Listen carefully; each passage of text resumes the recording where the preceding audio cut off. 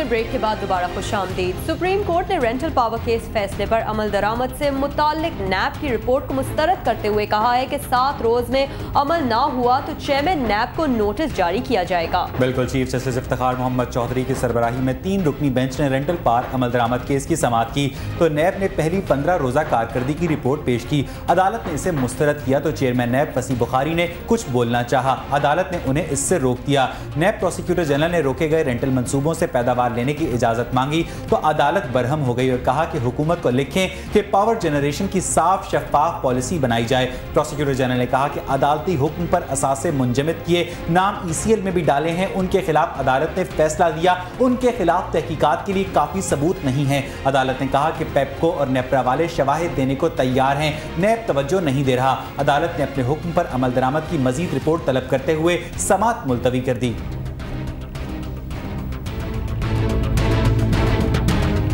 वफाकी वजीर बराए इंफॉर्मेशन टेक्नोलॉजी राजा परवेज अशरफ ने कहा है कि रेंटल पावर मंसूबों के खिलाफ सुप्रीम कोर्ट में जाने पर फैसल सालेहियात ने अपनी पार्टी से बेवफाई की। जिस हुकूमत के खिलाफ अदालत गए आज उसी के वजीर हैं। वफाकी वजीर बराए इंफॉर्मेशन टेक्नोलॉजी राजा परवेज अशरफ आज रेंटल पावर मंसूबों की तहकीकात के लिए नैब में पेश हुए। उन्होंने तहकीकात में बयान रिकॉर्ड करवाया। नैब से वापसी पर मीडिया से गुफ्तगू करते हुए उन्होंने कहा कि फैसल सालेहियात हुकूमत को बुरा कहते हैं और आज उसका हिस्सा भी हैं। 140 ममालिक में रेंटल पावर प्रोजेक्ट्स कामयाबी से चल रहे हैं। फैसल सालेहियात ने रेंटल पावर मंसूबों पर इस वक्त एतराज़ शुरू किया जब मैं वजीर पानी और बिजली बना। उन्होंने कहा कि वो खुद चाहते हैं कि सुप्रीम कोर्ट रेंटल पावर मंसूबों की तहकीकात कराए। रेंटल पावर मंसूबे मौजूदा हुकूमत ने नहीं बल्कि मुशर्रफ हुकूमत ने शुरू किए थे और 2006 में फैसल सालेहियात उस वक्त भी काबीना का हिस्सा थे।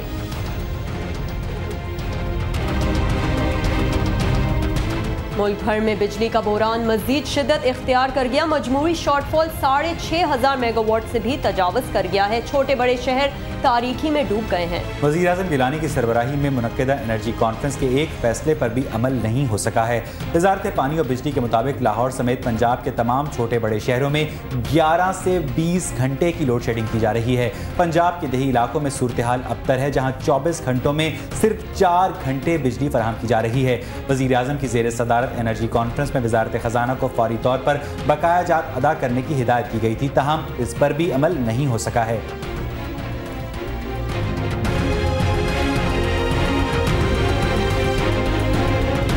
निजी पावर कंपनीज ने वाजबात की अदायगी के लिए हुकूमत को हतमी नोटिस जारी कर दिया है।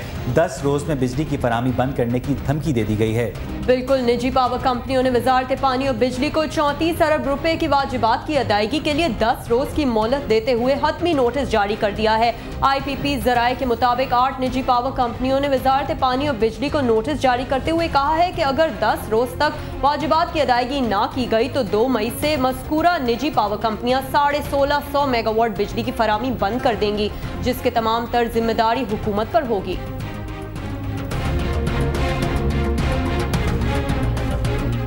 और कराची के शहरियों को अंधेरों से निकालने के लिए KESC ने दिया तो तैयार कर लिया, ताहम इस दिए को रोशन करने के लिए हुकूमत से ईंधन मिलने का इंतजार है।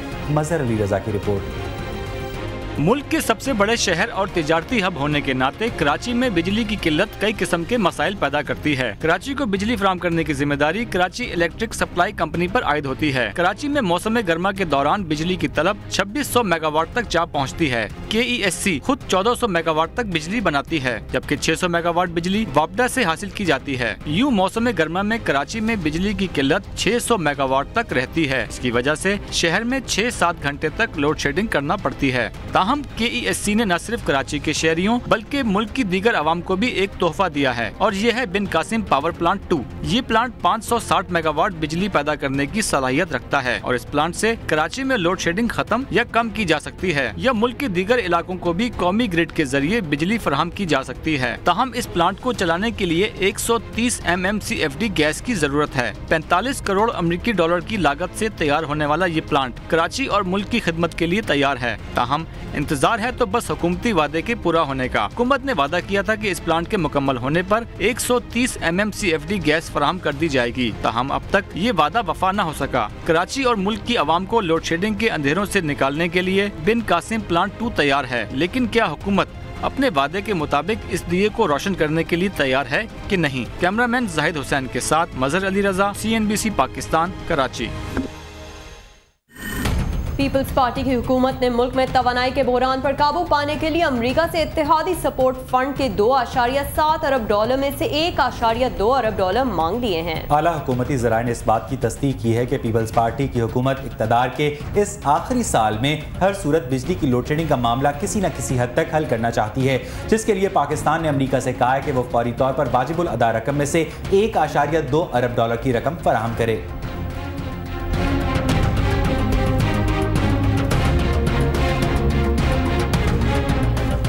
भारत ने जौहरी हथियार ले जाने वाले दूरमार बैनुल बर्रे आज़मी मिसाइल का तजुर्बा किया है। भारत में तैयार किए जाने वाले अग्नि 5 मिसाइल का तजुर्बा बुध को किया जाना था, तहम रियासत उड़ीसा में ये तजुर्बा एक रोज बाद जुमेरात को किया गया। भारतीय वजारत दिफा के हुक्काम का कहना है कि इलाके में मौसम की खराबी के बायस ये तजुर्बा एक रोज ताखीर से करना पड़ा।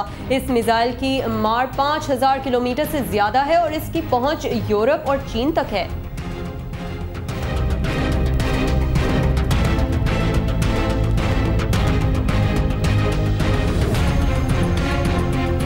उधर चीनी मीडिया ने कहा है कि भारत का चीन की जोहरी ताकत से कभी भी मुकाबला नहीं कर सकता। बिल्कुल, चीन के सरकारी अखबार ग्लोबल टाइम्स में भारत की जानिब से मिसाइल अग्नि 5 के तजुर्बे पर रद्द अमल में कहा गया है कि चीन की जोहरी ताकत बहुत मजबूत और काबिल एतबार है और भारत उस तक कभी नहीं पहुंच सकता है।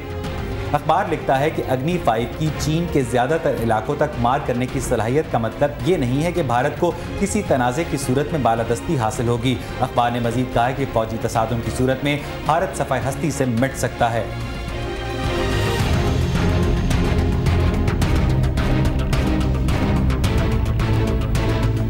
और यहाँ बुलेटिन में शामिल करते एक ब्रेकिंग न्यूज। GSN कौमी महाज ने 21 अप्रैल को सिंध भर में हड़ताल का ऐलान कर दिया है। हम अपने नाज़रीन को एक मरतबा फिर बताते चलें कि GSN कौमी महाज की जानिब से 21 अप्रैल को सिंध भर में हड़ताल का ऐलान किया गया है। इस हवाले से मजीद जानते अपने नुमाइंदे अमीन शाह से। अमीन शाह, बताइएगा इस हड़ताल का ऐलान क्यों किया गया है? जी, जस्कम के सरबराह बशीर कुरैशी की जो मौत का तनाज़ा इस वक्त चल रहा है, उसमें आज सिंध हुकूमत की जानिब से मुकर्रर करदा 15 रिकनिंग कमेटी ने पोस्टमार्टम रिपोर्ट जो जारी की है उसे भी आज जस्कम ने मुस्तरद कर दिया है। उस पर अदम एतमाद का इजहार करते हुए जो है वो बैनुल अक़वामी सतह पर तहक़ीक़ात कराने का मुतालबा किया है और साथ ही हुकूमत की इस सुस्त रवि के खिलाफ 21 अप्रैल को जो जस्कम के रहनुमा हैं डॉक्टर नियाज कालानी और आसिफ बालादी, उन्होंने कराची प्रेस क्लब में प्रेस कॉन्फ्रेंस में ये ऐलान किया है कि 21 अप्रैल को हुकूमत सिंध की इस सुस्त रवि के खिलाफ और मौत के जो असबाब हैं उन्हें छुपाने के खिलाफ सिंध भर में जो है वो शटर डाउन हड़ताल की जाएगी। ये अपील की है उन्होंने सिंध के अवाम से। तो साथ ही उन्होंने ये मुतालबा किया है कि वो पहले ही जो मेडिकल टीम तश्कील दी गई थी हुकूमत सिंध की तरफ से 15 रुकनी, उनकी जानिब से जो रिपोर्ट तैयार की जा रही थी और जिस तरह से ताखीरी हरबे इस्तेमाल किए जा रहे थे। अच्छा अमीन शाह, ये बताइएगा कि सरकारी रिपोर्ट में तो इस बात का एतराफ़ कर लिया गया है कि जस्कम के साबिक रहनुमा बशीर कुरैशी को जहर दिया गया था, उसके बावजूद जस्कम की जानिब से इस पोस्टमार्टम रिपोर्ट पर अदम एतमाद का इजहार क्यों किया जा रहा है?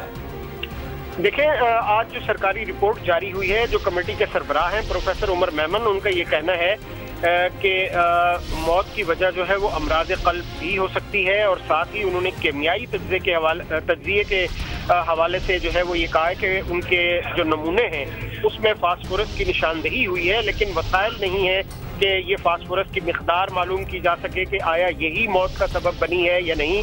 तो इसके लिए खुद कमेटी ने, हुकूमत सिंध की कमेटी ने भी ये तजवीज़ दी है कि ये तहकीकात जो है वो बैनुल अक़वामी किसी लेबॉर्ट्री से कराई जाए। बहुत बहुत शुक्रिया अमीन शाह, हमें तफसीलात से आगाह करने का। जस्कम की जानिब से 21 अप्रैल को सिंध भर में हड़ताल का ऐलान किया गया है। और अब रुख करते हैं बॉलीवुड का, जहां की डिम्पल लेडी प्रीति जिंटा का कहना है कि उनकी जिंदगी में कोई आ चुका है, ताहम अभी उसका नाम नहीं बताएंगी।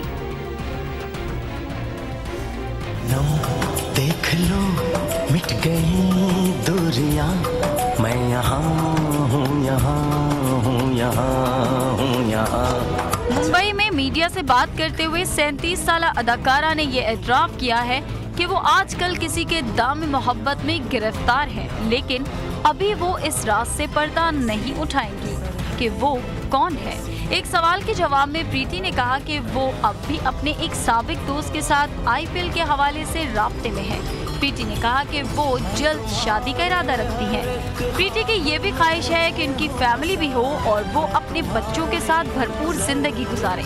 प्रीति ने अपनी सदाबहार मुस्कुराहट के साथ ये भी बताया कि शादी की तो मीडिया को सबसे पहले बताएंगी। जानम देख लो मिट गई दूरियां, मैं यहाँ हूँ, यहाँ हूँ, यहाँ हूँ, यहाँ। बुलेटिन में वक्त हुआ एक ब्रेक का। हमारे साथ रहिए।